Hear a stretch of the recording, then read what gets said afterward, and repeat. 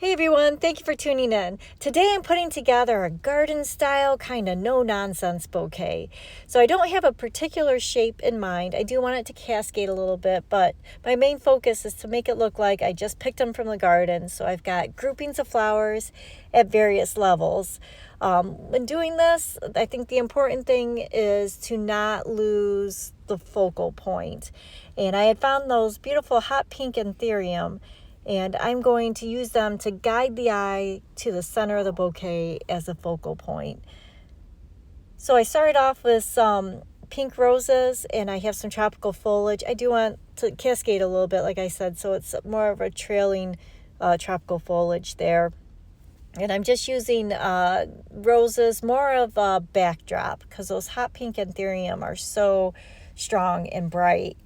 And by facing two of the anthuriums towards each other, if that makes sense, so their little noses are poking away, it brings your eye right to that separation point. So I just kind of drew an imaginary line in my bouquet, and whatever's above that line, its little nose is going to point up, and whatever's below that line, its little nose is going to point down. Same with these calla lilies I found, and although calla lilies are very unique looking and completely different from the roses, the anthurium still takes the stage just because they have that bright hot pink color and they're slightly bigger.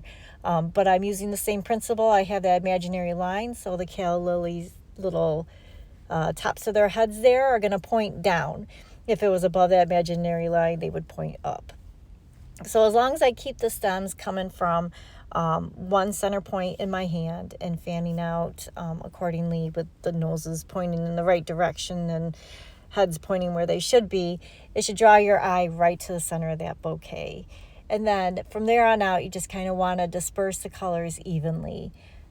And I have these kind of white lanterns that I'm going to use to bring the white throughout. And then, of course, the roses are going to spread throughout the bouquet, bringing that pink color throughout there too.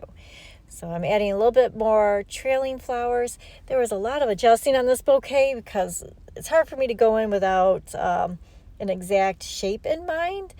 So I had to keep readjusting, trying to get it just right.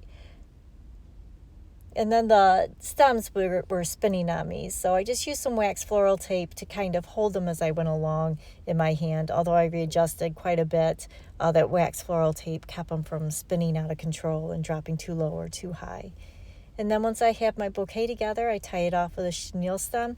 I'm going to trim back the handle to about 2 hands lengths and wrap it up. But there we go. Thank you so much for watching.